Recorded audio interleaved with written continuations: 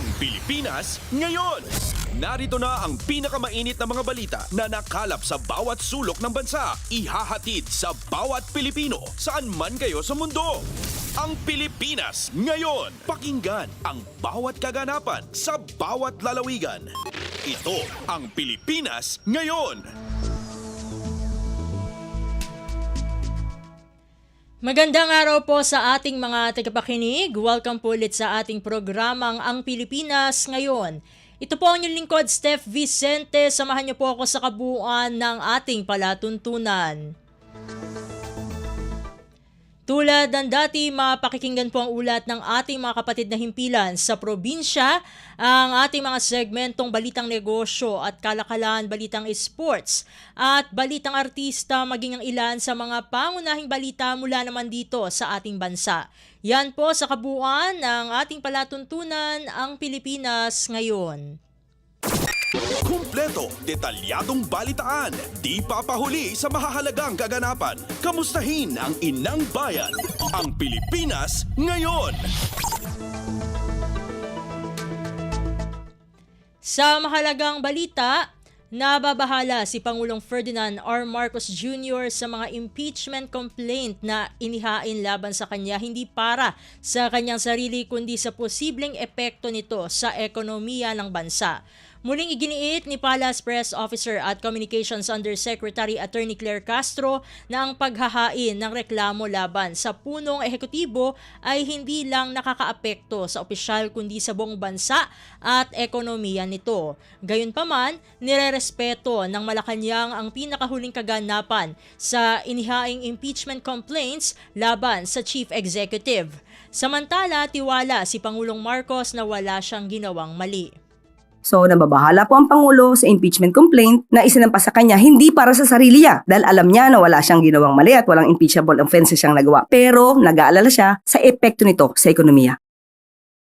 Ngayon naman sa magkahiwalay na impeachment complaints na inihain ng dalawang grupo laban kay Vice President Sara Duterte, sinabi ni Yusek Castro na ipinaubayan na ng Malacanang sa Kongreso ang pagsusuri sa mga bagong inihaing reklamo laban sa Vice Presidente.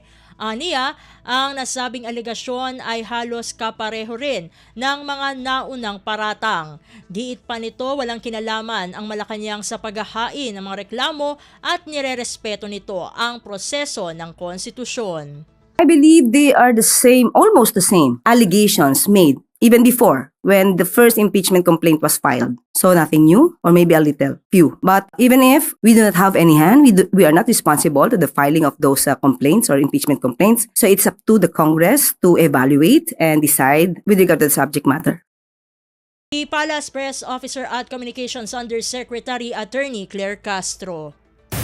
Pasada ng mga balita mula sa Pilipinas para sa mga Pilipino saan man sa mundo. Ang Pilipinas ngayon. Samantala, tiniyak ni House Senior Deputy Majority Leader Lawrence Defensor na mananatili pa rin ang ikalawang mode ng impeachment o yung fast track mode kung saan maaaring pagtibayin ng impeachment sa pamagitan ng 1/3 ng miyembro ng Kamara. Ito ay sa kabila ng naging ruling ng Korte Suprema sa inihaing motion for reconsideration kaugnay sa impeachment case. Kasabay nito, nagbabala rin ang Iloilo Solon na posibleng mauwi na lang sa paunahan ang paghahain ng impeachment dahil sa naturang ruling.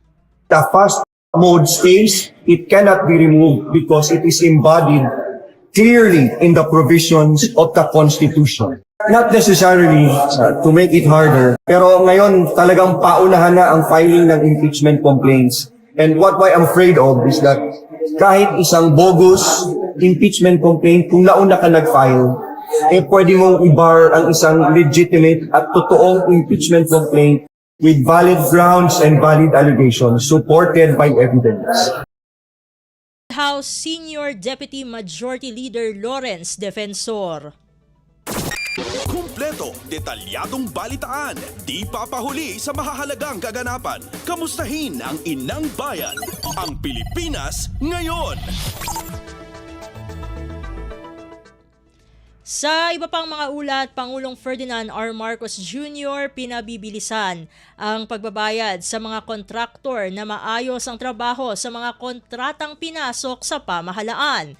Ang detalye ng balita ihahatid sa atin ni Raquel Bayan. Pinasisiguro ni Pangulong Ferdinand Marcos Jr. na agad na mababayaran ng mga kontraktor ng mga proyekto ng gobyerno na tumupad sa kontrata at maayos ang naging trabaho. Ayon kay Communications Undersecretary Claire Castro, sa pulong kasamang economic team, sinabi ng Pangulo na kapag natupad ng gobyerno ang obligasyon nito sa mga maayos na kontraktor, magpapatuloy lamang ang mga ito sa maayos din at mabilis na delivery ng kanilang serbisyong ipinangako sa pamahalaan at sa mga Pilipino. Ipinag-utos rin anya ni Pangulong Marcos ang mas mahigpit na ugnayan ng national government at mga lokal na pamahalaan upang matutukan ang mga ginagawang proyekto sa kanilang lugar. Kung matatandaan, pansamantalang ipinatigil ni Pangulong Marcos ang pagbabayad sa mga kontraktor habang isinasagawa ang investigasyon sa mga maanumalyang proyekto ng pamahalaan upang maprotektahan ang pondo ng taong bayan. Nagbigay na ng direktiba ang Pangulo sa mga kalihim na siguruhing nakatutok ang mga ahensya sa mabilis at na maayos na paggawa ng mga infrastructure projects ng gobyerno. Ito'y para matiyak na lubos na mapapakinabangan ng mga Pilipino ang bawat proyekto. Ipinag-utos na ng Pangulo na siguruhing mababayaran ang mga kontraktor na maayos na tumutupad sa kanilang mga kontrata. Mas mabilis na proseso ang bayad, mas maayos na trabaho para sa mga Pilipino. Kailangan din ang magandang koneksyon at ugnayang national at lokal na pamahalaan para mabantayan at matapos ang mga infrastructure projects. Mula sa Malacanang para sa Bagong Pilipinas, Raquel Bayan ng Radyo Pilipinas, Radyo Publiko. Pasada ng mga balita mula sa Pilipinas para sa mga Pilipino saan man sa mundo. Ang Pilipinas ngayon.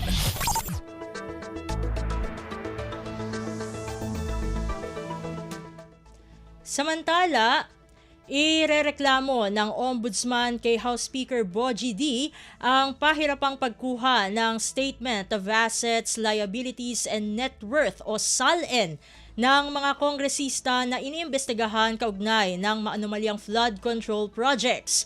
Ayon kay Ombudsman Jesus Crispin Remulla, pahirapan ang kanilang mga investigador sa pagkuha ng SALN dahil kinakailangan umano ng plenary approval bago i-release ang SALN. Aniya, walang patakaran na nag-uutos ng plenary approval para sa paglabas ng nasabing dokumento.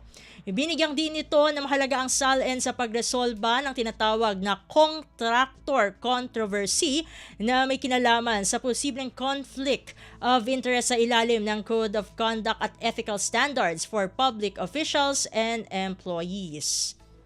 Just harboring suspicions that they may be protecting people, and I don't want to believe it. Hopefully, they stop doing that because this is a very urgent matter for the country. Si Ombudsman Jesus Crispin Remulla. Kumpleto, detalyadong balitaan, di papahuli sa mahahalagang kaganapan. Kamustahin ang inang bayan, ang Pilipinas ngayon. Samantala, kinumpirma naman ni Department of Justice o DOJ spokesperson Attorney Polo Martinez ang hindi pagdalo ni na dating Senador Bong Revilla at Senador Jinggoy Estrada sa preliminary investigation sa reklamong plunder. Ani Martinez, nagpadala na lang ng kinatawan sina Revilla at Estrada para kunin ang kopya ng reklamo laban sa kanila kaugnay sa flood control projects. Itinakda naman ang susunod na preliminary investigation sa February 12, 2026, araw ng Huwebes. Tanggap lang po nila yung complaint and yung mga additional documents by the NBI, and this was done through their counsels, so they did not have to appear. And they are scheduled to appear at the next scheduled hearing for the submission of their counter affidavits. Ang nangyari po today is the NBI requested for additional days to submit additional documents in support of their complaint. So they were given an opportunity to do so, and at which time, sina Bong Revilla po and all the other respondents will then file their counter affidavits. J spokesperson Attorney Polo Martinez. Pasada ng mga balita mula sa Pilipinas para sa mga Pilipino saan man sa mundo. Ang Pilipinas ngayon. Sa iba pang mga ulat, kaugnay pa rin ng mga gumugulong na kaso sa issue ng maanumalyang flood control projects, tiniyak ni dating Department of Public Works and Highways o DPWH Secretary Manuel Bonoan na mananatili sa buong proseso ng paglilinis o paglilitis kaugnay sa reklamong plunder laban sa kanya. Matatanda ang co-respondent din si Bonoan sa plunder case na kinakaharap ni Senador Jinggoy Estrada. Muli namang itinanggi ni Bonoan ang mga ibinabatong aligasyon laban sa kanya. I have to study it actually muna. I have to study it. It's something to do with the allocations for members of the hearing. Si dating DPWH Secretary Manuel Bonoan. Kumpleto, detalyadong balitaan, di papahuli sa mahahalagang kaganapan. Kamustahin ang inang bayan, ang Pilipinas ngayon. Samantala, tiniyak ni Public Works Secretary Vince Dizon na makikipag-ugnayan ang Department of Public Works and Highways o DPWH sa ibang mga ahensya ng pamahalaan upang masiguro na tama at walang aberya sa mga infrastructure projects kagaya na lamang ng Calbayog Coastal Road Project. Ayon kay Secretary Dizon, mahigpit na ibinilin ni Pangulong Ferdinand R. Marcos Jr. na magkaroon ng interagency coordination lalo na sa malalaking government projects upang maiwasan ang aberya. Sinabi ni Secretary Dizon, makikipag-ugnayan ng DPWH sa Philippine Ports Authority o PPA upang maiayos ang implementasyon ng Calbayog Coastal Road Project na siyang magsisilbing alternatibong ruta para sa mga motoristang bumabiyahe mula sa Calbayog patungo sa mga bayan ng Rawis, Agitan at San Policarpio. Dagdag pa ng kalihim, maaaring makasuhan ang mga opisyal at tauhan ng DPWH oras na mapatunayang nagpabaya ito sa mga proyekto lalo na at maraming residente at biyahero ang posibleng maapektuhan. 1 billion yung proyekto nyo, makakalimutan nyo yung pinaka-importanting step na humingi ng clearance. Ano ba kayo? Saka paano maabot ng district ang 1 billion project? Sinachap-chap nila. Mamadali na rin ni Secretary Dizon ang pagtatayo ng Gandara Bridge sa Samar na mahigit 6 na taon nang hindi napapakinabangan simula nang bumagsak ito. Ayon sa kapitan ng Barangay 14 de Agosto na si Epifanio Kasalahay, matagal nang nagtitiis ang mga residente sa lugar dahil sa nasirang tulay na dahilan ng pagdoble ng kanilang pamasahe para lang makarating sa eskwelahan at pamilihang bayan. Kasunod nito ay pinag-utos ng kalihim na tapusin ang nasabing tulay bago matapos ang taong 2027 para hindi na makaperwisyo sa mga residente. Ang problema kasi these bridges, talagang matagal eh. So, pero para sa akin, sana matagal yung 2 taon. Kaya nagsimula yung first contract nito, 2020. Hindi dapat, we have to relocate. Papatulong na lang tayo sa LGU. So, kaya tayo mag-relocate, then we will have to compensate. DPWH Secretary Vince Dizon. Kumpleto, detalyadong balitaan, di papahuli sa mahahalagang kaganapan. Kamustahin ang inang bayan, ang Pilipinas ngayon. Sa iba pang mga ulat, Bangko Sentral ng Pilipinas o BSP patuloy ang pagsisikap na maiwasang maisama muli ang Pilipinas sa FATF Gray List dahil sa flood control controversy. Ang kabuuan ihahatid sa atin ni Melanie Valdos Reyes. Tiniyak ng Bangko Sentral ng Pilipinas ang ginagawa nitong pagsisikap upang mapigilan na muling maisama sa Financial Action Task Force Gray List. Ito ay sa gitna ng panganib na dulot ng kontrobersya sa katiwalian kaugnay ng flood control projects ng gobyerno. Sinabi ni BSP Governor Eli Rimulona Jr., may panganib na bumalik tayo sa gray list at ito ang kanilang pinagsisikapan na maiwasan. Ang Anti-Money Laundering Council na pinamumunuan ng BSP ay nakakuha ng mga freeze order mula sa Court of Appeals para sa mahigit 4,600 bank accounts at halos 300 insurance policy. Sinabi ni Remolona na ang pagpigil sa muling pagsama sa bansa sa gray list ay magiging isang matinding proseso. Nakatakda ang susunod na evaluation ng FATF sa 2027.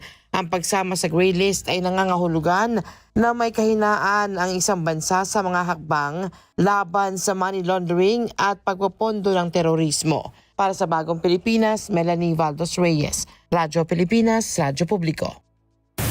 Pasada ng mga balita mula sa Pilipinas para sa mga Pilipino saan man sa mundo. Ang Pilipinas ngayon. Samantala, tiwala ng mga foreign investors nagpapatuloy. Ayon sa Malacanang, Mitsubishi, isinusulong ang pamumuhunan sa Pilipinas. Ang detalye ng balita ihahatid sa atin ni Alvin Baltazar. Binigyan din ng Malacanang na patuloy ang paglalagak ng puhunan ng mga foreign investors sa bansa.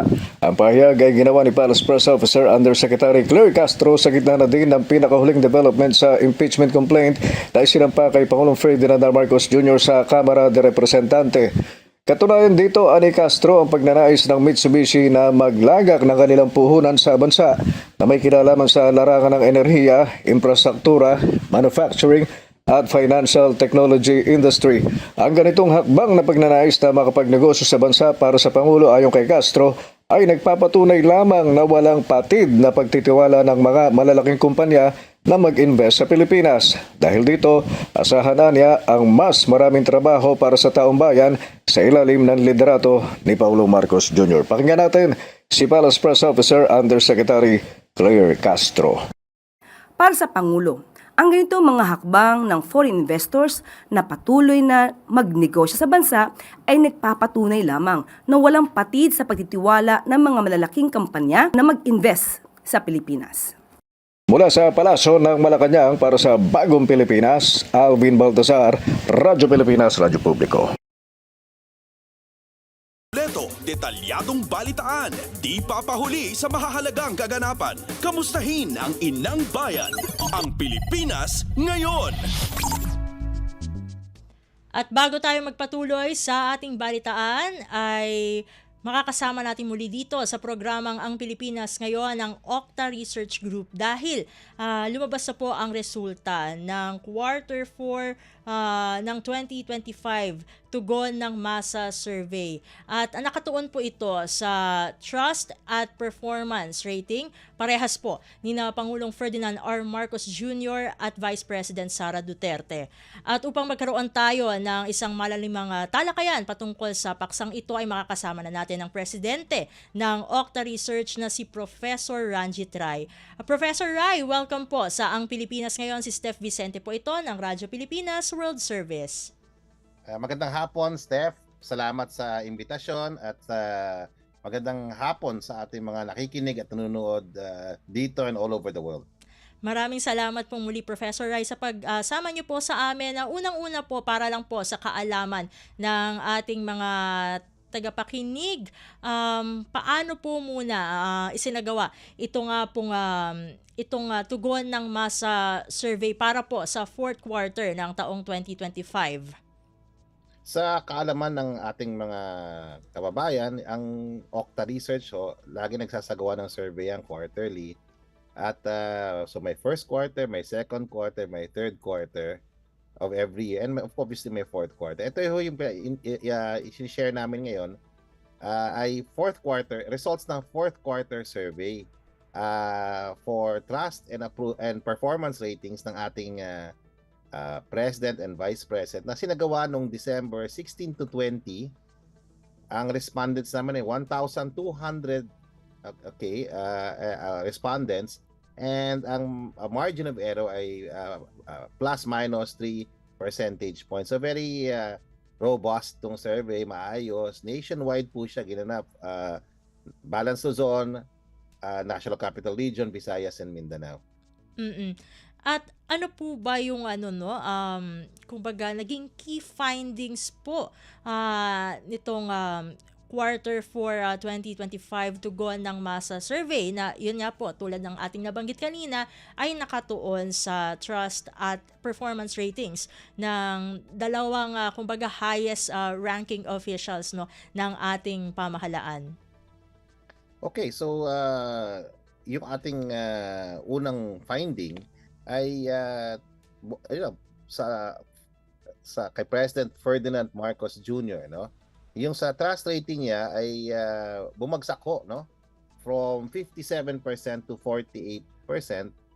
9 percentage points yun. Medyo mataas ho yung pinagbaba doon sa issue ng trust o tiwala. Gayon pa, mananatiling mayorya ang nagsasabing maayos o approve ang performance niya. Nasa 51%. Halos hindi ho gumalaw dahil nasa margin of error ho yung paggalaw eh. So, bahagyang bumaba sa mayorya yung kanyang trust. Ngayon ay 48% na lang siya. Dati 57%. And ngayong approval rating niya ay 51%. Na in a sense, papahiwatig na ang ating pagbaba sa trust, decline sa trust ay bawi naman sa performance in some sense, no? Kasi above 50% pa rin po yung performance ng ating approval, no, sa performance ng ating presidente. So siguro pinakamahalagang natuklasan namin dito sa pag-aaral na to na yung may divergence, no, o nag-iba yung direksyon ng trust at saka performance for the first time. Kadalasan kasi pag bumaba ang trust, bababa rin ang performance. Kadalasan pag tumaas ang trust, tataas rin yung performance. Pero dito ho, iba ho nangyari, no? Ang paniwala namin, no, na yung bagamat may pagbaba doon sa tiwala, naniniwala pa rin ng marami sa ating mga kababayan na may nagawa yung yung ating gobyerno. So yung trust kasi ang sagot niya, naniniwala ba ako sa leader na to? Ganun ang pananaw, no? Or at least yung perception ng mga respondents natin pagka tinatanong natin, may tiwala ka pa ba sa presidente? So medyo mas personal siya, no? Pero pag tinanong namin, may nagawa ba ang ating pamahalan or performance, ang tingin nila talaga institutional. So ano ba nagawa ng hindi ng presidente pero ng gobyerno niya na kung saan siya ang leader. So yun na nakita mo yung findings, may divergence yung trust and performance. Tapos yung performance above 50%. So kailangan talagang pag-aralan ng gobyerno to at pagsikapan, no, na pailatag yung mga programa nila, both sa political reform, yung laban against corruption, at yung sa socio-economic, no, yung laban sa kahirapan at kagutuman, para mag-improve to mga numbers na to. So, ulitin ko, may pagbagsak sa tiwala, pero natili pa rin above 50% ho yung performance rating ng ating Pangulo. Sa ating Vice President, iba yung ang nangyari, no, this quarter, tumaas yung bahagya within the margin of error pa rin, ng bahagya yung kanyang trust rating to 53%.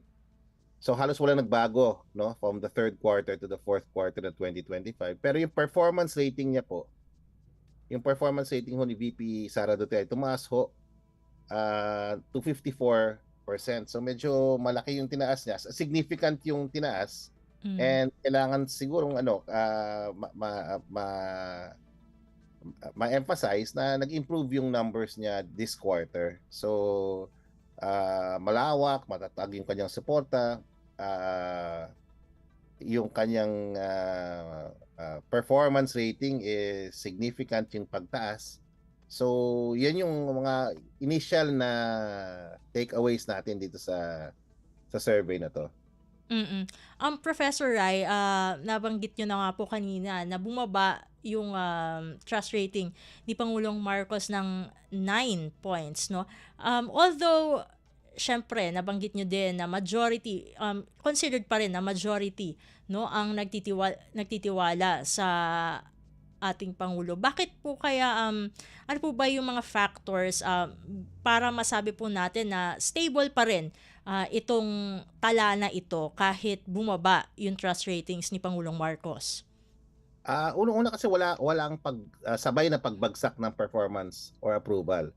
So sa kabila ng pagbaba ng tiwala or trust na sa ating Pangulo, walang pagbagsak sa performance and approval ratings, walang mayoryang tumatanggi, walang pagkawala ng legitimacy sa pamahalaan kasi nakikita mo yung trust, yung performance ratings above 50%. So sa aking pananaw, no, yung sa political stability nandiyan pa rin siya. Ayun nga, kailangan lang tugunan, no, ng gobyerno yung etong issue ng trust na nakatali ito sa mga promises, no, mga promises na ginawa ni President Marcos in particular, lalo din sa war against corruption, na may makukulong. So malaking factor yan yung ito hoy kuro-kuro haka-haka kasi hindi naman tinanong sa survey kung bakit, diba? Pero sa pananaw namin sa Okta, ang trust ay tungkol sa emotional na kumpiyansa. Habang ang performance ay tungkol sa kung may nagagawa ang pamahalan. Sa ngayon, mas maingat ang dandami ng mga kababayan natin tungkol sa tiwala, pero kinikilala pa rin nila yung may nagagawa at may gagawin ng gobyerno sa maraming mga issues. So, nananatiling stable yung political system natin at this point. Hindi siya crisis. So, kailangan talaga lang mag-adjust yung government to deal with these issues of trust na nakita namin sa survey. Yung pagbabaho talaga, malaki ho doon sa Class E at saka Class ABC. Malaki rin ho pagbaba sa Balanced Luzon at saka NCR. Double digit ho. So, hindi ho nangangahulugan na may crisis kasi nga nanatiling mataas pa rin yung performance eh. So, yun ang pananaw namin dito. Ano yung mga factors? Marami yan eh. Hindi pwedeng isang factor lang eh. Isang factor dyan siguro na sigurong kasi nakikita namin sa iba naming probes yan, yung issue ho ng fighting corruption, katiwalian, at pag-realize ng pananagutan o accountability. So malaking factor yan, no, sa tiwala eh. So kung hindi makukulong yung dapat makukulong, bababaho ang trust, di ba? Pangalawa siguro ho, yung mga prinamis ng ating presidente sa economic front, no? Yung mga paraan para magkaroon ng non-monetary wage increases, no? Yung mga ayuda, andyan yung of course yung issue ng kahirapan at kagutuman. So hindi lang siya political ang programs ang kailangan implement at mga reforma. Kailangan rin ho talaga tutukan ng presidente yung matagal ng promesa ng ating pamahalaan nagiginhawa, lalo na yung buhay ng mga ating nasa laylayan, no? Yung mga maralita, mahihirap. So dapat tuloy-tuloy lang yung programa kasi yung pag-aaral na to, yung probe na to, nilabas namin yesterday, pero before this, naglabas din kami ng pag-aaral na ang self-rated poverty bumagsak po. Napakalaki ng binagsak. Okay? Ang self-rated food poverty, napakalaki ng binagsak. Nag-improve yung sitwasyon natin as far as food poverty is concerned. So, ibig sabihin, mas marami ng Pilipinong nakakain ng mas masustansyang pagkain o mas maraming pagkain kaysa sa, let's say, third quarter. At makikita rin na kahit bahagyang tumaas yung gutom, doon sa mga lugar na tinamaan ng bagyo. So, ang ibig sabihin ng pictures na to, bagamat may konting problema sa tiwala, may konting pagbaba sa tiwala, pag tinatanong ang kababayan natin kung may nagawa naman yung gobyerno, nagbigay ba ng ayuda, tumulong ba sa atin para mababa ang presyo ng bilihin, no? Lalo na yung presyo ng bigas, so nakakuha tayo ng zero balance, no, sa mga hospital natin. Mukhang putting all of that together, I think performance held in the fourth quarter. So at some level, magandang balita to, pero of course caution kasi nga nagsa-slide na ho yung trust. So pagka hindi na tugunan yan, baka sumama ang performance. So yan yung yung kailangan na tingnan ng ating gobyerno. And I think karamihan ng problema ay malaking problema yung sa political. Dahil naglabas yung ating presidente ng war against corruption, at meron tayong proseso ng reformang isinasagawa doon sa proseso habang ginagawa natin yung proseso na 'yon, hindi mapipigilan na batikusin yung gobyerno. So kaya siguro isa sa mga rason rin 'yan, no, na yun nga, nagbaba yung trust. Now, between VP Duterte and the President, syempre iba yung roles nila eh. Ang Presidente talagang tatamaan yan for all the things, no, na taas ang presyo ng bilihin, kahirapan, kagutuman, yung governance issues. Iba yung role niya eh. Siya talaga yung nitin na ng tao magbibigay ng solusyon. Ang sa Vice President man, iba na rin kasi yung role niya. So iba rin yung pamantayan o standards sa sa rate ng kanyang trust and performance. So isang posibleng explanation niya. Hindi ito yung sinasabi na talagang explanation, pero ito isa sa maraming posibleng explanation. So it's really the president over-promising in the fourth quarter, lalo na sa political reform, specifically yung mga issue ng sinong ikukulong o kung may makukulong ba. So siguro the country, no, mga kababayan is trying to hold him accountable to that. Siguro dahil walang nangyari nung Christmas time at saka nung fourth quarter, the way he promised, kaya nagbaba yung tiwala. It's one possible explanation, no. Another, of course, is yun nga, bagamat bumaba ng sobra-sobra yung trust ratings niya, pagdating naman sa performance, nag-hold. Dahil nga may nagawa ang gobyerno during the third and fourth quarter, naramdaman talaga ng ating mga kababayan. So ano bang ibig sabihin nito? Para sa akin, hindi to senyales ng krisis. Ito senyales na may stability pa natitira at momentum to or opportunity to turn the momentum na na-create ng fourth quarter through the implementation of good governance programs, poverty alleviation programs, and of course, the continued fight against corruption to turn these numbers around. So may opportunity yung gobyerno to use the situation to turn things around as far as trust and performance levels are concerned. At regarding naman po no dun sa by region, napansin nga po na mababa yung trust rating ni Pangulo sa NCR at sa Mindanao, habang mataas naman yung trust rating ni Vice President Duterte sa Mindanao. Masasabi pa rin po ba na, kumbaga kasi alam naman natin, syempre taga Davao si Vice President Duterte. Nagpapahiwatig po ba ito na ng solidong suporta ng mga at least ng taga Mindanao? Kasi kung ikukumpara yung numbers between the President and Vice President, ganun po ba yun, Professor Rai? I think to a great extent, tama ka. Kasi pagdating sa mga numero ni VP Duterte, halos hindi nagbabago yung numbers niya. At bukod sa hindi siya bumaba sa Mindanao, mataas na natin lang mataas, no? 80% effectively ang nagsasabing yung performance niya mataas. Of course, ang batikos talaga dito ano ba nagawa ng ating Vice President during that period. So, pero ito ay pananaw ng ating mga kababayan sa Mindanao. So, sa tingin nila mas madaming nagawa ang ating Vice President, no, during that period, and may slight decline pero hindi within the margin of error. So wala, unchanged. Pag tingnan mo yung numbers niya sa Mindanao, it's 79%.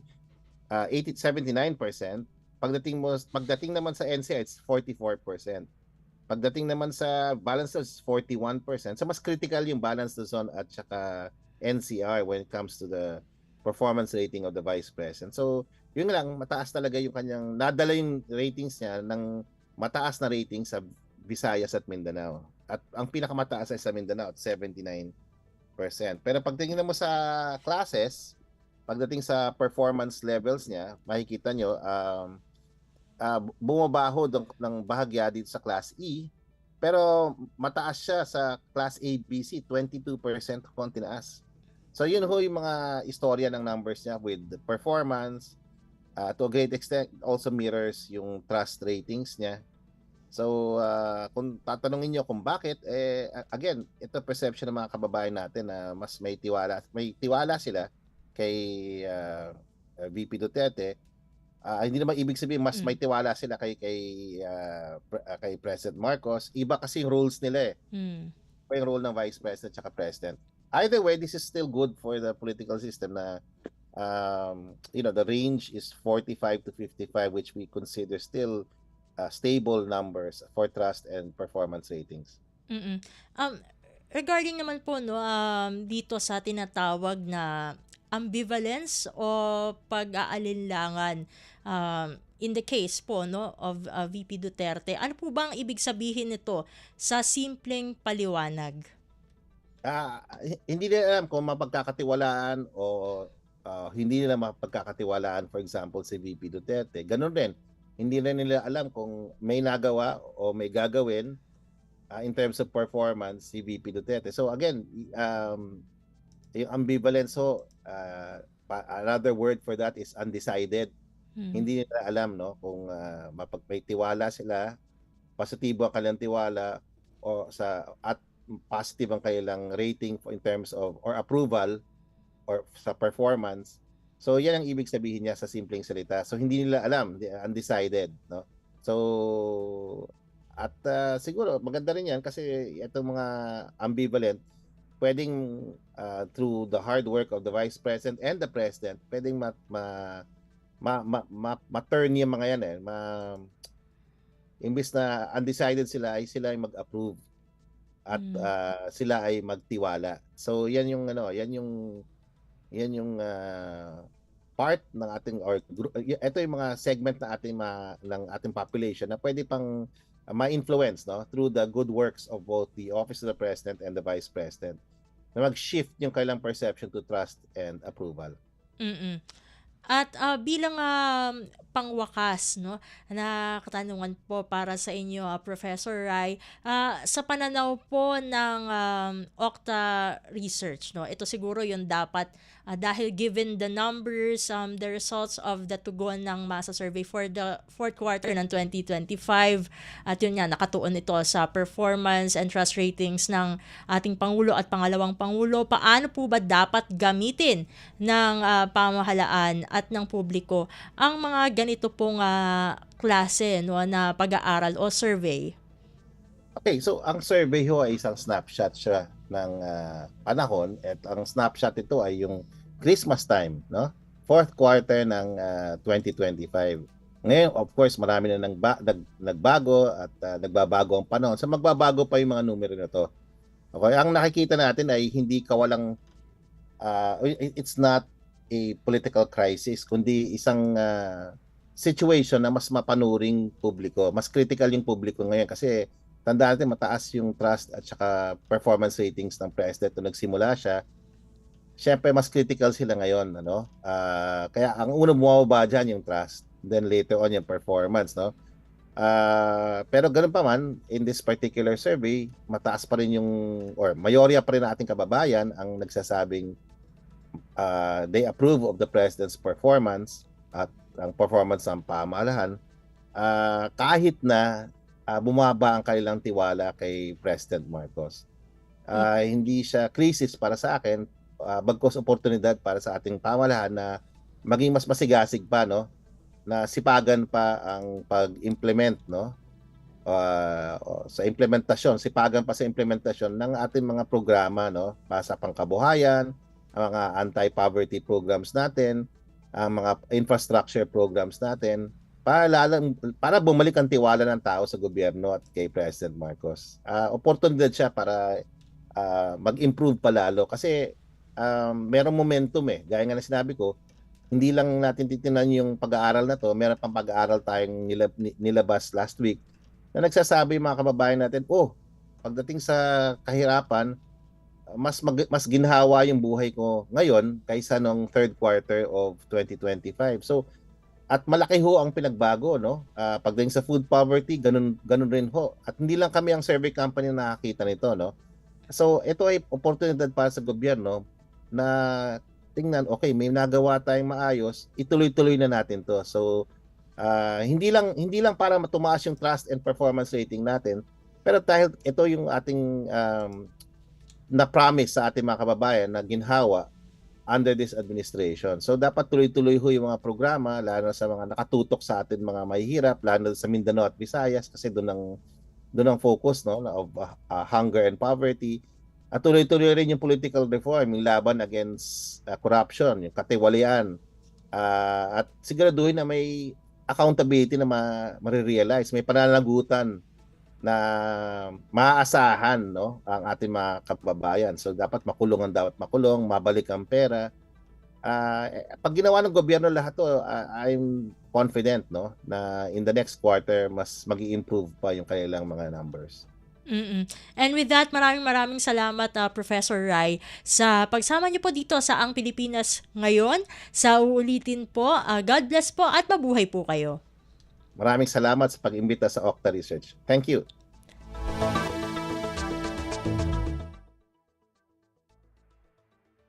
At ating pong nakasama dito sa programang Ang Pilipinas Ngayon, si Professor Ranjit Rai, ang presidente po ng Okta Research. Samantala,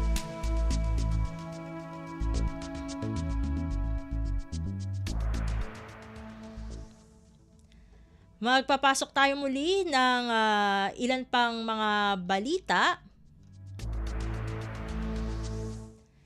Sa iba pang mga ulat, pinangunahan ni Pangulong Ferdinand R. Marcos Jr. ang isang interagency meeting sa Malacanang bilang paghahanda sa ASEAN 2026 Chairship ng Pilipinas. Binigyang diin ng Pangulo na dapat pakinabangan ng mga Pilipino at rehiyon ang pamumuno ng bansa sa regional bloc. Sa naturang pulong, inilatag ng key government agencies ang priority plans na nakatuon sa paglikha ng mga trabaho pagsuporta sa maliliit na negosyo, pagpapabuti ng digital services at pagpapalakas ng people-centered programs. Ayon kay Palace Press Officer at Communications Undersecretary Attorney Claire Castro, handang-handa ang Pilipinas na mag-host sa biannual summit ngayong taon.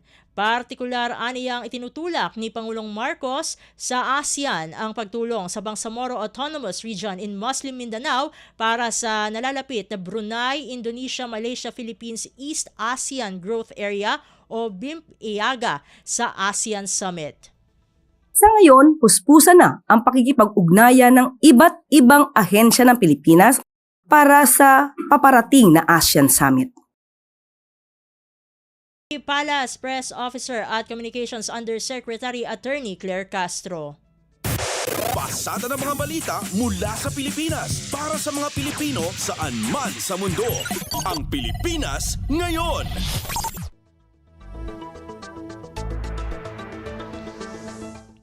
Samantala, hindi dapat iugnay sa mga diplomatikong issue ng Pilipinas ang pagkikita ni First Lady Liza Araneta Marcos at Chinese Ambassador Jing Chuan. Ginawa ni Palace Press Officer at Communications Undersecretary Attorney Claire Castro ang pahayag makaraang ibahagi ng Chinese Embassy sa Maynila ang larawan ng First Lady at Chinese top diplomat. Lumabas ang larawan kasunod ng mainit na palitan ng salita sa pagitan ng Philippine officials at Chinese diplomats kaugnay sa sigalot sa West Philippine Sea. Nang tanungin naman kung maaaring magdulot ng de-escalation o pagbaba ng tensyon ang pagkikita ng dalawa, sinabi ni Yusek Castro na batid ng China na pinahahalagahan ng Pilipinas ang diplomasya sa paglutas ng mga alitan. Alam naman po kasi ng bansang China na ang ating Pangulo at ang administrasyon na ito ay tanging diplomasya ang nais para maayos kung ano man po ang issue. So naramdaman po yan ng China malamang, kaya po hindi lang po kinakailangan na magkaroon ng init or initan sa pagitan po ng dalawang bansa. Palace Press Officer at Communications Undersecretary Attorney Claire Castro. Kumpleto, detalyadong balitaan, di papahuli sa mahahalagang kaganapan. Kamustahin ang inang bayan, ang Pilipinas Ngayon. At iyan ang mga maiinit na kaganapan para sa araw na ito. Samantala, ating antabayanan ng mga ulat mula sa ating mga kapatid na himpilan sa probinsya para sa bugso ng regional news sa pagbabalik ng Ang Pilipinas Ngayon, makalipas lamang po ang ilang mga paalala.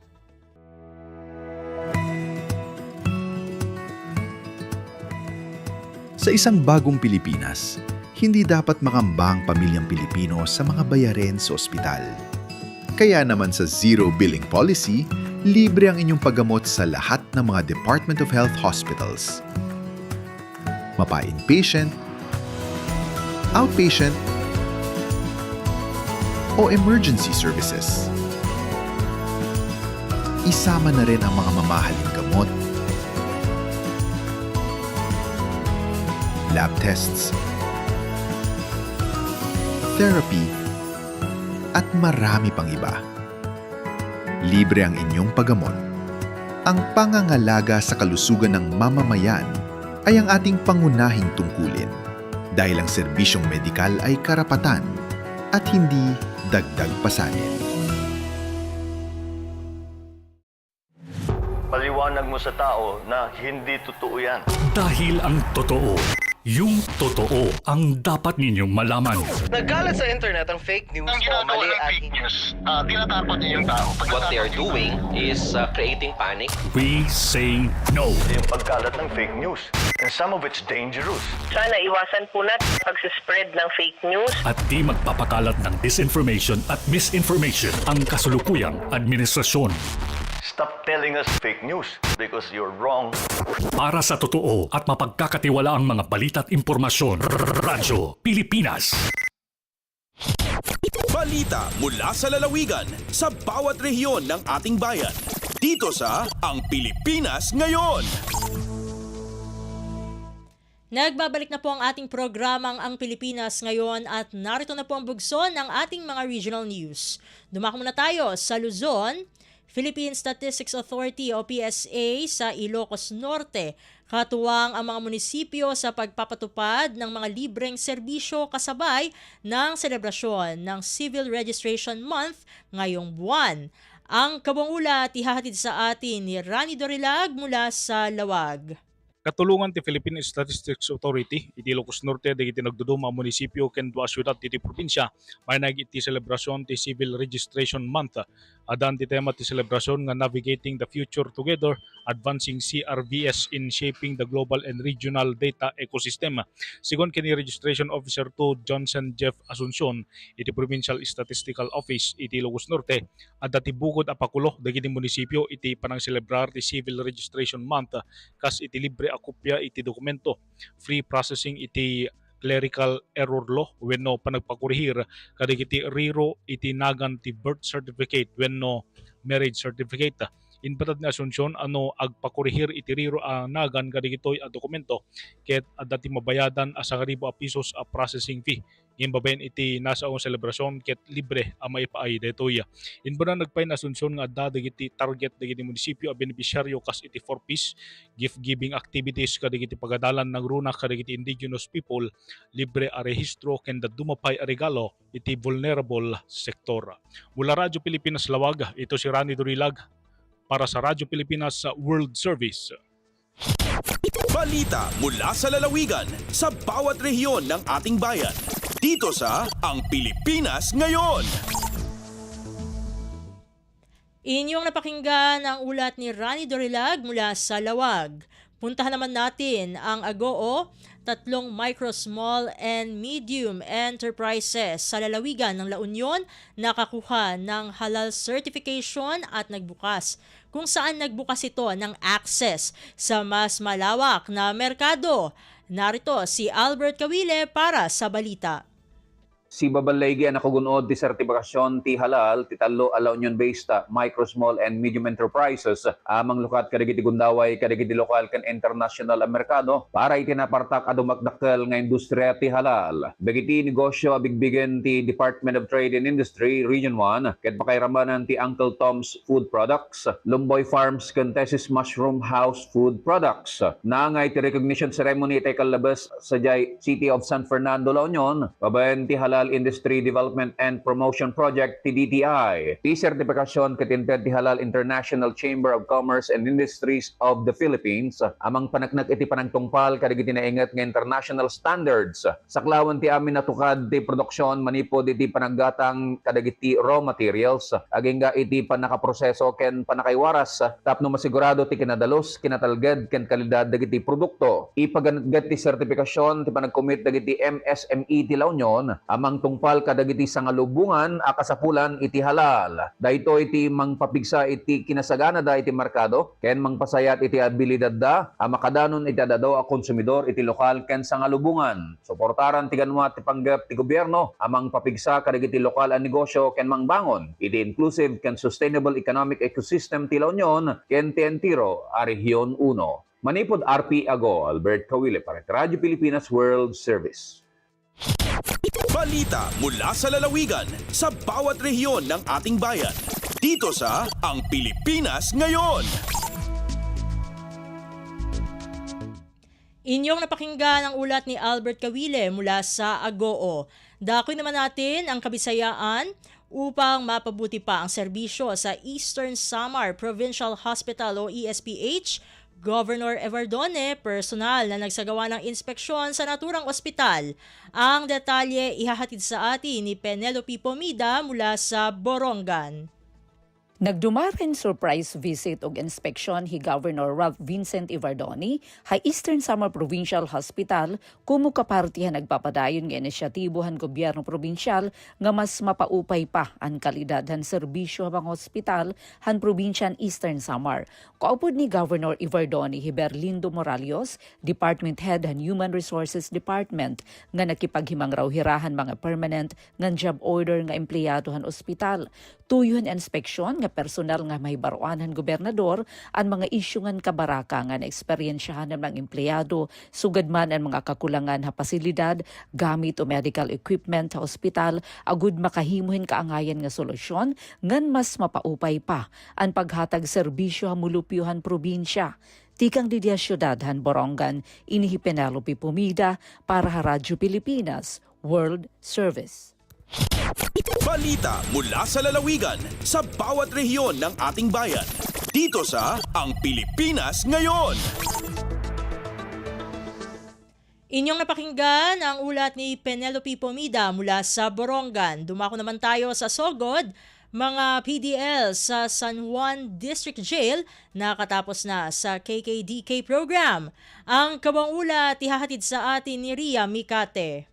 Nakahuman ang mga person deprived of liberty kun PDL sa San Juan District Jail sa lungsod sa San Juan Southern Leytes sa katatagan, kalusugan at damayan ng komunidad kun KKDK program. Usa kini ka inisyatiba nga nagpunting sa pagpaligon sa kahimsog emosyonal nga kalig-on ug panagiusa sa komunidad alang sa mga PDL. Matod kang Jail Officer Chesha Aton, anaa sa 18 ka PDLs ang malampuson nga nakauman sa programa nga formal nga gisugdan ni ato Oktubre sa naklabay nga tuig. Gipaygayon mismo ang graduation ceremony sulod sa pasilidad diin giilaw sab ang papel sa nakareng partner agency nga mitabang sa pagpatuman sa programa nga nagpakita sa kusog nga kooperasyon tali sa mga ahensya sa gobyerno ug komunidad alang sa restorative justice. Ang KKDK program nagpadayon nga usa ka lakang padulong sa mas luwas nga komunidad pinaagi sa makatawhanong pag-atiman ug rehabilitasyon sa mga PDL. Balita gikan sa Radyo Pilipinas sugod kini si Ria Mikati para sa Radyo Pilipinas World Service. Balita mula sa lalawigan sa bawat rehiyon ng ating bayan. Dito sa Ang Pilipinas Ngayon. Inyong napakinggan ang ulat ni Ria Mikate mula sa Sogod. Puntahan naman natin ang Mindanao. Pre-orientation ng Valencianos ayaw sa droga patuloy na isinagawa sa mga barangay ng Valencia City upang maging drug-free ang lungsod. Ang kabang ulat ihatid sa atin ni Kokoy Medina mula sa Cagayan de Oro. Nagpadayon ang serye sa mga pre-orientation alang sa programang Valencianos ayaw sa droga. Isip kabahin sa padayon kampanya sa Nakbayan sa Valencia, Bukidnon, batong sa illegal nga droga. Ang maong kalihukan, gipahigayon pinaagi sa City Anti-Drug Special Unit Team o KADSOT. Sa naging laing mga barangay ubos sa direktiba ni City Mayor Ami Galario. Gisuportahan usab kini sa 10th sangguniang panglungsod sa pagpangulo ni Vice Mayor Grisel Fernandez. Ang maong inisyatiba nagpakita sa panaghiusa sa ehekutibo ug lehislatibo sa pagpanalipod sa komunidad. Gipahigayon ang mga pre-orientation sa barangay na Bago, niadtong Enero 25, barangay Pinatilan, barangay Poblasyon ug maapag niadtong Enero 27 ug barangay Bagong Taas niadtong Enero 28.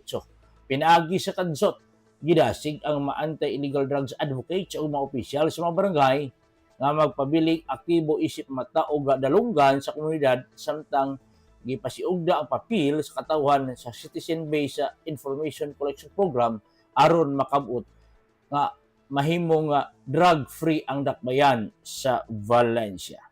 Gikan din sa dakbayan sa Cagayan de Oro, Kukoy Medina para sa Radyo Pilipinas World Service.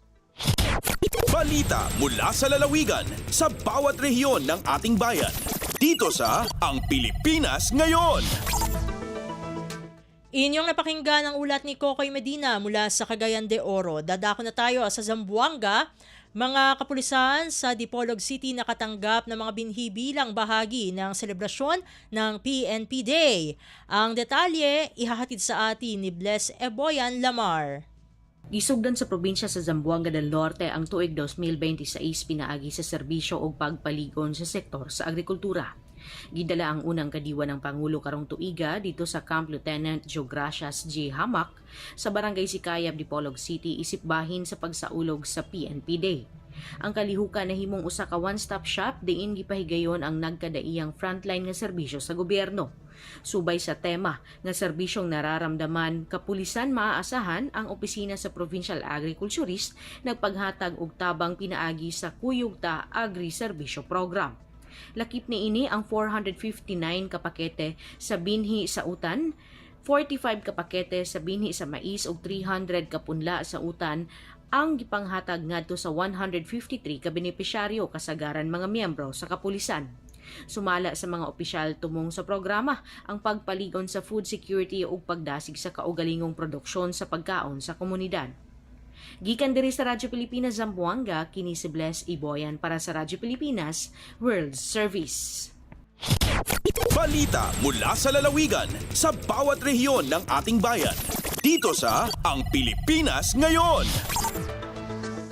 Inyong napakinggan ang ulat ni Bless Eboyan mula sa Zamboanga. Dito na nagtatapos ang ating regional news. Dadako na tayo sa ating mga segmento sa pagbabalik ng Ang Pilipinas Ngayon.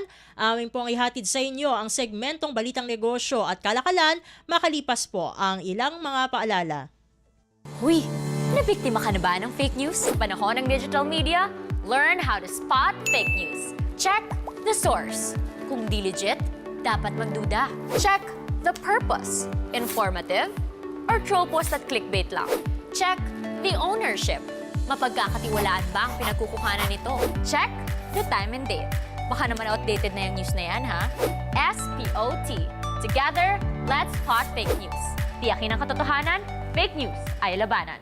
A friendly message from PCO, DepEd, CHED, DSWD, DILG, PBS at Radyo Pilipinas. Lagay ng ekonomiya, kalakalan, negosyo at iba pa. Atin ang alamin dito sa Ang Pilipinas Ngayon. Pansamantala po nating ihinto ang ating balitaan dahil bibigyan po natin ng daan ang Malacanang press briefing na pangunahan ni Presidential Communications Office o PCO Undersecretary at Palas Press Officer Attorney Claire Castro. Narito na po ang pulong balitaan. Magandang araw, Malacanang Press Corps. Pagpapagaan sa buhay ng mga commuter, tinalakay sa Malacanang. Mas mabilis at komportableng biyahe, pinaikling pila, dagdag na mga tren, at mas mahabang operating hours. Iilan lang yan sa mga tinalakay sa ginanap na pagpupulong ni Pangulong Ferdinand R. Marcos Jr. kasama ang Department of Transportation kaninang umaga. Nagbigay ng ulat si DOTR Acting Secretary Giovanni Lopez sa Pangulo hinggil sa mga nagawa ng improvement na sa mga railway ng bansa. Kabilang na dito ang rehabilitation ng train facilities ng MRT Quezon Avenue Station, ongoing implementation ng cashless payment sa MRT-3, at ang pag-introduce ng cashless payment sa LRT-1 at 2 ngayong taon. At ang pagpasaayos ng mga natitirang Dalian trains upang mapakinabangan ng ating mga commuter sa MRT-3. Kasama din sa ulat ni Transportation Secretary Lopez ang updates patungkol sa major transportation infrastructure projects. ng pamahalaan. Inaasahang magsisimula na ang partial operations ng North-South Commuter Railway sa 2027 para sa rutang Valenzuela hanggang Malolos, Bulacan, at 2028 naman para sa ruta ng Malolos hanggang Clark. 2027 din ang target ng partial operations ng MRT-7 na magdurugtong sa Quezon City at Bulacan. Samantala ay nakatakdang magsimula ang demo run ng Metro Manila Subway sa taong 2028 at sa 2033 ay inaasahang fully operational na ito. Nagbigay naman ng direktiba si Pangulong Marcos Jr. sa kalihim na gawing prioridad ang kapakanan ng commuters. Panatilihing malinis at maaliwalas ang mga pasilidad. At siguruhing reliable at on time ang mga tren sa lahat ng oras. Sa parehong meeting, kasama ang Pangulo ay iminungkahi din ni Secretary Lopez na gawing 5 years ang validity ng registration ng mga bagong sasakyan. Isang reforma na malaki ang dalang ginhawa para sa ating mga motorista.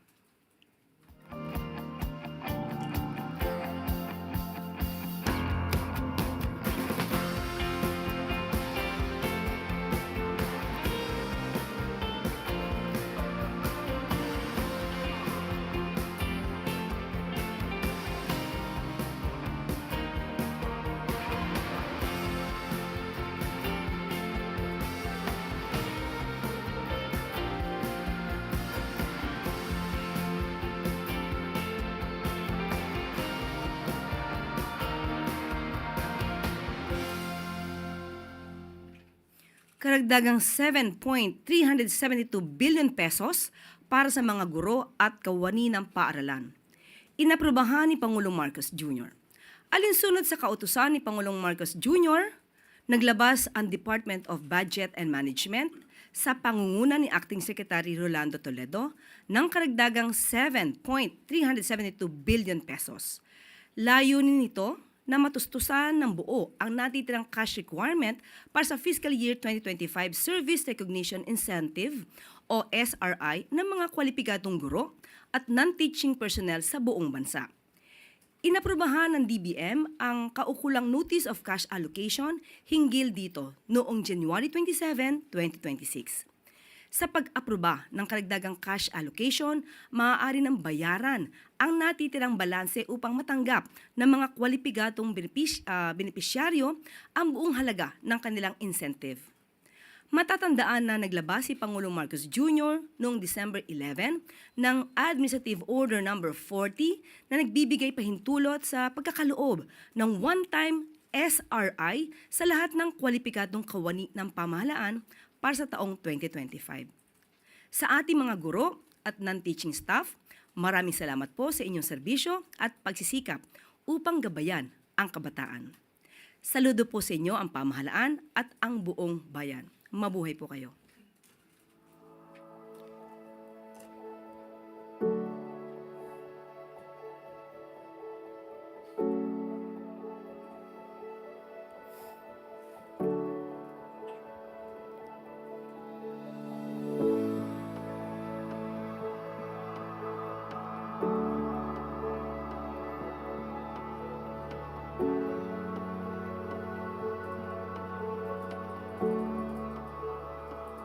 At maaari na po akong tumanggap ng inyong mga katanungan. Unang tanong mula kay Ana Bajo, GMA News Online. Afternoon, ma'am. Ma'am, bukod po sa transportation projects, ano po yung iba pang natakel ni Presidente sa meeting and kamusta po yung kalusugan niya? Katulad ng sinabi natin, nagkaroon po ng suggestion si Secretary Lopez na gawin na po yung mga new vehicle, ang registration ay imbes na 3 years, ay gawing 5 years. At naipakita po ng Secretary Lopez ang kagandahan po nito. At initial po na naaprubahan ito ng Pangulo at susundan po ito ng mga memorandum na gagawin po ng DOTR. So hintayin na lamang po natin to. Ma'am, Yung kalusugan po niya, actually po, sinabi ko po, kinakamusta po kayo ni Ana Bajo. Sinabi ko po ang inyong pangalan at sabi naman po ng Pangulo ay mabuti po siya. At tuloy-tuloy ang kanyang meeting. Ngayong araw po ay 5 meeting po ang kanyang dadaluhan. Okay, ma'am. Ma'am, napag-usapan po ba yung impeachment? yung case laban sa kanya? Napag-usapan, yes. Ang sabi lang niya ay nandiyan ang proseso at kung anong proseso, igagalang niya. Ma'am, bukas pagbobotohan ng House Committee on Justice yung kung sufficient in substance yung kanyang impeachment complaint. Nagsisimula na rin po ba ng paghahanda yung legal team ni Presidente tungkol dito? Hindi pa. So alamin lang na natin kung ano mangyayari sa proseso. So pag nandiyan naman po yung proseso, sasagot na lamang po ang Pangulo. Thank you, ma'am. Sunod na tanong mula kay Samuel Medinilla, Business Mirror. Good afternoon po, ma'am. Ma'am, magtatanong lang po kami ng update regarding po dun sa mga contractors na supposedly pinapa-blacklist po ng President at ng DTI last year kasi dahil involved sila sa flood control projects. Ilan po ba sa kanila yung tuluyan na blacklist? At saka paano po kaya makaka-apekto yun sa ongoing infrastructure projects ng Marcos administration? Kanina po ay natanong natin ang Pangulo patungkol dyan at natanong din po natin ang PICAB at ang DPWH. According sa PICAB po, 16 po ang ongoing na proseso para sa blacklisting ng mga contractor na sangkot sa mga anomalyang infrastructure projects. At 4 sa kanila po ay sigurado na pong na-revoke ang kanilang lisensya. At ayon naman din po sa DPWH ay hihigit sa 60 contractor ang maaaring ma-blacklist.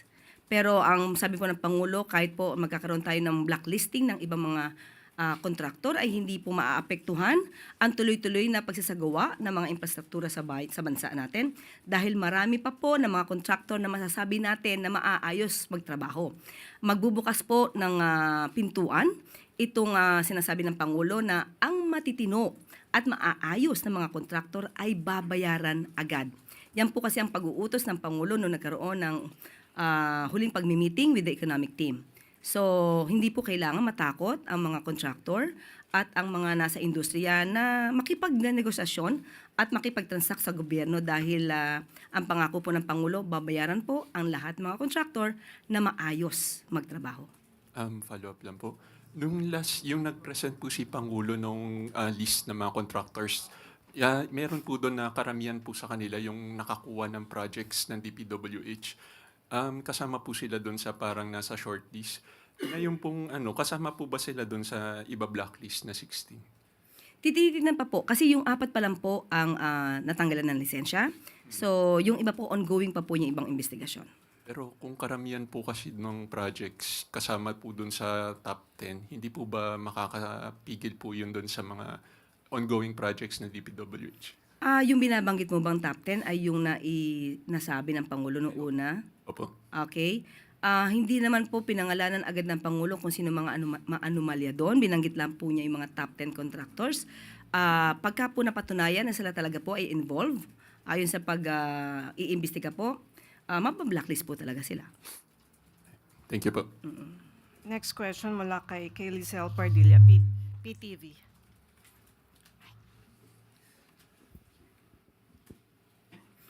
Good afternoon po, Yusek. Yusek, President Marcos's leadership is clear, direction is clear, accountability and transparency. How disappointing it is for the President that according to Ombudsman Remulla, his team is having a hard time obtaining SALNs of lawmakers they are investigating at kailangan daw po munang pumasa sa plenary before the release po. Maliwanag po na ang gusto po ng Pangulo ay transparency and accountability.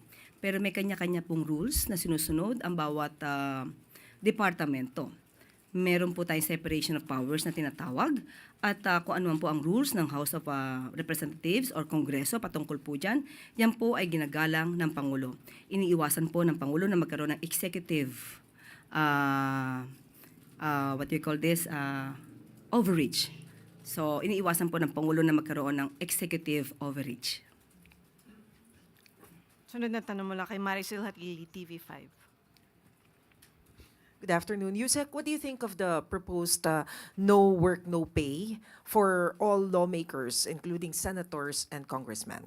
Tinanong din po natin ang Pangulo kaninang umaga patungkol po dyan at sinabi po natin na ito'y panukala ni Congressman Sandro. So mukhang hindi pa po sila nag-uusap patungkol po dito dahil nabigla siya na may proposal si Congressman Sandro. Pero ang sabi lamang po ng Pangulo, trabaho po yan ng mambabatas at hindi po siya makikialam kung ano po ang mangyayari kung ito'y magiging batas. At kung ano lang po ang ihahain sa kanya at bababasa niya, yun lamang po ang kanyang aaralin.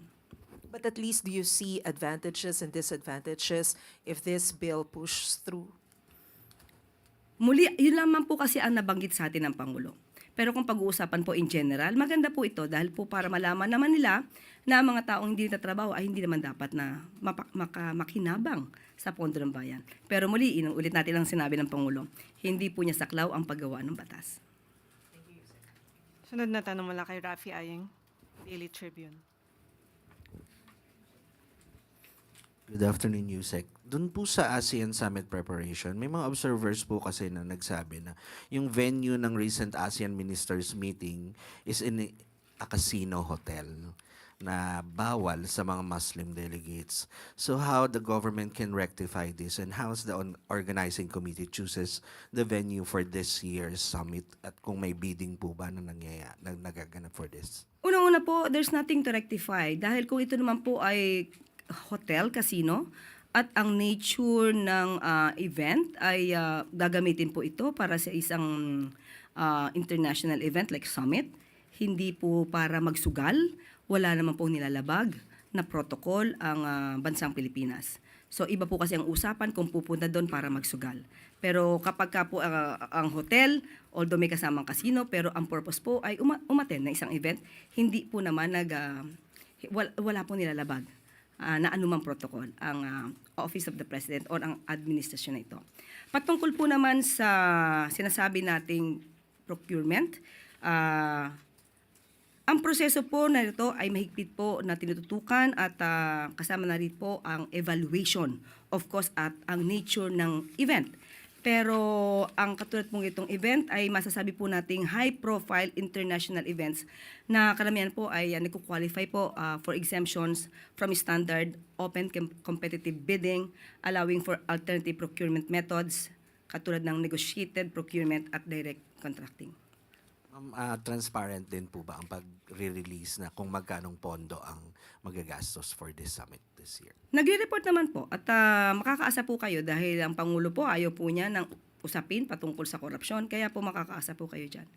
Thank you, Yusek. Sunod na tanong mula kay Jervis Manahan, ABS-CBN. Hello, Yusek. Good afternoon. Baka lang po may reaction ng Palace dun sa nangyaring heated debate sa Senate about the West Philippine Sea.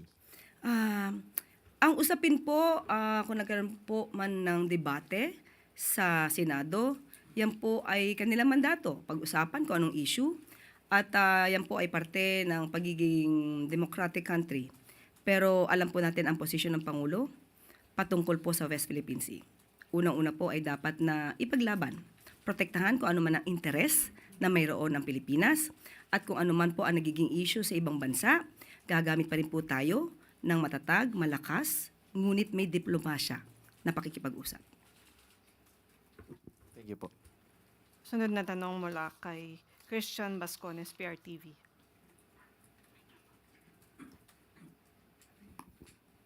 Yusek, good morning. Balik po tayo doon sa usapin ng mga fugitives na hanggang sa ngayon, mga high-profile fugitives na hindi pa naipapauwi dito sa Pilipinas.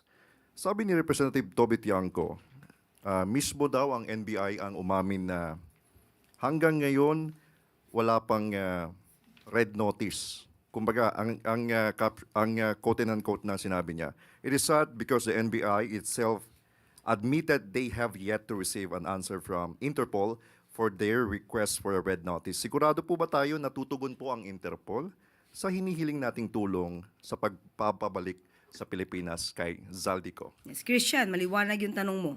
Ibig sabihin, sa parte po ng gobyerno natin, ginagawa natin ang lahat ng paraan para mapauwi ang mga fugitives. So nakikipag-cooperate tayo, nakikipag-coordinate sa Interpol. We are just awaiting the response from the Interpol. So tayo naman ay naging maganda rin naman na kapartner ng Interpol at alam po natin na Interpol ay ginagawa din nila ang kanilang mandato. So makakaasa po tayo at na mapapauwi ang mga fugitive dito. How do we see yung suggestion po niya ni Representative Toby Tiangco na padala yung NBI ng isang high-level team sa Interpol para mapabilis yung pagbigay nila ng response? Yan na lang po ay ibibigay ko ang katanungan na yan sa DILG. Salamat po. Sunod na tanong mula kay Ivan Mayrina, GMA News. Yusek, tulad po ng nabanggit ninyo, ang Pangulo sa ngayon ay nakatuon sa ekonomiya. Last Friday, he met with this economic team. Ngayon naman po, transportation. But in all these meetings, ma'am, napag-uusapan pa ho ba sa cabinet or in his inner circle itong pagpapanagot sa mga nasa likod ng flood control scandal? Unang-una po, nung pa po niya sinabi, lahat ng sangkot ay dapat mapanagot. Ang pag-iimbestiga po ay iniwan niya po sa kamay ng ICI. Ang mga dokumento na dapat aralin at kung dapat sinong kasuhan, iniwan niya na rin po sa Department of Public Works and Highways. Nandyan din po at nangako ang Ombudsman na sila magpapatuloy sa pag-iimbestiga. Pati po ang DOJ. Nandiyan rin po ang patuloy na pagpapaimbestiga sa mga maanumalyang flood control projects. Pero ang nais po ng Pangulo ngayon, at natanong natin to sa kanya, thank you Ivan for that question, ang gusto niyang tutukan ay ang pag-angat ng ekonomiya ng bansa. Ang tungkol sa flood control projects, hayaan na po natin sa mga mag-iimbestiga, at kung nakasuhan na po, hayaan na po natin to sa Korte at sa Sandigan Bayan. At nais niya po, kapag ka po dumating yung araw na magkakaroon po ng press briefing with the MPC, ang gusto niya pong tutukan at maidiscuss sa inyo ay kung paano niya maiaangat ang buhay ng Pilipino. Mas magandang pag-usapan kung ano mga plano niya patungkol sa ekonomiya ng bansa. But it is safe to say that just because the president doesn't talk about the flood control scandal anymore doesn't mean that he's not interested anymore. Definitely, interested po siya. Kaya nga niya ito ibinigay ang kapangyarihan sa ICI bilang independent body upang matutukan ang pag-iimbestiga rito. Pati po sa DPWH, hindi po tumitigil ang DPWH na panagutin na ang dapat managot. Nabanggit niyo po yung ICI panghuli. Ano na hong latest sa ICI? Isa na lang po yung natitira sa kanila, yung chairman. And then I understand the last time we asked you about it, nag-aantay ang Pangulo ng report from the ICI. And from there, the President will decide what happens to the commission. Maraming salamat muli sa iyong katanungan dahil napag-usapan din namin ng ICI. Okay, ang sabi po niya, ang ICI daw po ay isang independent body, independent commission. Kung ano po ang magiging desisyon ng ICI, yun po ang maaari maging tugon ng Pangulo. Kung kinakailangan nila ng tulong sa executive, ibibigay po. Pero kung ano po ang magiging destiny ng ICI, kung ano ang magiging susunod na magalaw nila, yan po ay pinauubaya ng Pangulo sa ICI bilang independent commission. Ma'am, sorry, pero paano ho sila magkakaroon ng desisyon kung hindi sila magkaroon ng quorum? It is a problem that was pointed out by Chairman Reyes. Hindi ko po alam kung paano nila gagawin, pero bilang independent body, I think maaari naman silang kumuha kung sinong mga tauhan ang pwede nilang gawin or kunin. But aren't the members appointees of the President? And isn't the commission a creation of the President through an executive order? Yes, pero may chairman naman po sila. Kung ano po ang nais po ng ICI, according to the President a while ago, kung ano ang nais nilang gawin, at kung ano ang kung gusto pala nilang magpatuloy, sabihin lamang nila sa Pangulo at susuportahan sila. May follow-up. Follow-up question, Alvin Baltasar, Radyo Pilipinas. Just a clarification lang. Ang sabi niyo kung ano yung desisyon ng ICI, ipinaubaya na ng Pangulo sa Independent Commission. Yes, kasi independent commission sila. So, ang magiging decision nila, dun lang po ang Pangulo. So, ibig sabihin nito, Yusek, pagka nag-decide ng ICI na i-dissolve na sila, yun din ang magiging desisyon ng Pangulo. Kung sasabihin po rin nila na tapos na kanilang obligasyon, makikinig po ang Pangulo. So basically, ipinaubaya na ng Pangulo yung desisyon sa ICI. Yes po. Kung ano yung susunod nilang action. Okay. Sunod na tanong mula kay Ace Romero, Philippine Star. Yusek, follow-up, kung tama yung dinig ko kanina, no, sinabi nyo po, pag may hihingin yung ICI at may kailangan sila, maaari silang magsabi sa pamahalaan, sinabi na po nila before na kailangan nila ng tao para doon sa kanilang operations. And they are seeking the appointment of new commissioners kasi nga po nag-iisa sila. Although na-mention yun before na kaya naman nilang mag-operate sans the replacement of the new commissioners. Pero nabanggit na po nila before na kailangan nila ng tao for that quorum na binanggit ni Ivan kanina. So, ano po yung tugon ninyo doon? Mag-propose po sila sa Pangulo. So, hihingi po kayo ng formal communication from them. Okay, ito po ulit ang independent body po kasi, ang ICI. So ayaw po makialam ng Pangulo kung ano po ang magiging desisyon nila. Kung ang desisyon po nila ay gusto nila na magkaroon ng panibagong miyembro, sabihin lamang po nila sa Pangulo, hingin po nila ang mga kailangan na maitulong ng administrasyon para magpatuloy sila sa kanilang mandato. So pag nagbigay po sila formally ng communication na mag-appoint po sana ng kapalit ng dalawang nag-resign, tutugunan naman po ito ng Pangulo. Ang sabi po, muli sabihin natin, kasi ang hirap po magbigay ng sagot sa mga hypothetical questions. Kung hindi naman sila hihingi ng ganyan na pangangailangan, parang mailalagay ko naman po sa alanganin ng Pangulo. So hayaan po natin ang ICI, nadinig po nila ang ICI sa sinabi natin ngayon. Ang kapalaran po ng ICI ay nasa pagdidesisyon mismo ng ICI. Ana Bajo, GMA News Online. Ma'am, follow up lang din po. 4 days ago, sinabi kasi ni ICI Special Advisor Rodolfo Azurin na yung guidance ng OP yung hinihintay nila para makapag-decide sila. Sabi niya, we do not know yet, so wala pa namang guidance ang OP for how long we'll stay. We do not know, but we continue to do our work. Mas maganda po siguro kung makikipag-usap sila ng diretso sa Pangulo. Kasi po, ngayon po, ayaw po talaga makialam ng Pangulo sa ginagawa ng ICI kasi independent body po sila. Kung ano man po ang kanilang suwestyon, maaari po nila ito ibigay sa Pangulo. Sa ngayon, kasalukuyan ay wala pa po tayong nalalaman kung nakapagbigay na sila ng report. Thank you, ma'am. Maricel Halili, TV5. Ma'am, follow-up lang po. Pero base dun sa pakikipag-usap niyo po kay Presidente kanina, ano yung pananaw niya? Kailangan pa ba natin ng ICI or tapos na yung trabaho? Depende po. Nung tinanong ko po yan, kung paano po ang mangyayari sa ICI, sabi ng Pangulo, independent body ito. So kung anong kapalaran ng ICI at kung anong pagpapasya, yun din po ang magiging katugunan ng Pangulo. So tinanong ko po siya, paano po kung kinakailangan ng budget, sabihin lang po nila, dahil tutugon naman po ang Pangulo. Pero base po dun sa pinakahuling information na nakuha ng Pangulo or report na nakuha ng Pangulo mula sa ICI, nasa na ba sila? Ano pa po ba yung mga pending na hinahawakan nila?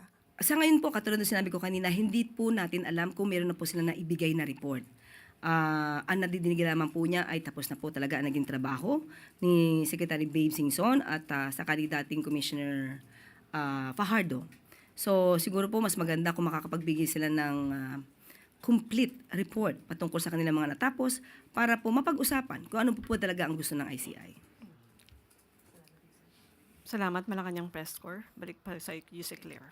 Thank you so much. At bago tayo magtapos, Bureau of Customs umabot sa 8.7 billion pesos ang koleksyon sa umpisa ng 2026. Alinsunod sa direktiba ni Pangulong Ferdinand R. Marcos Jr. na pag-igihin ang revenue collection ng kagawaran, nahigitan pa ng BOC ang target nito ng halagang 513 million pesos ngayong Enero. Ayon kay Commissioner Ariel Nepomuceno, ang tagumpay na ito ay bunsod ng kooperasyon sa pagitan ng mga kawani ng BOC at mga stakeholders nito. Dedikasyon sa tungkulin at epektibong reforma para baguhin ang sistema. Ilan lang ito sa naging solusyon ng customs para paghusayan ang pagganap sa tungkulin. Maliban dito, nagtala rin ng kagawaran ng 66 successful apprehensions ng mga kontrabando na tinatayang nasa 886.8 million pesos ang kabuuang halaga. Para sa pagpapanatili ng kaligtasan ng mga Pilipino, patuloy ang pagbabantay ng BOC at iba pang mga puwersa ng pamahalaan sa ating mga paliparan at pantalan laban sa mga ilegal na produkto at kontrabando.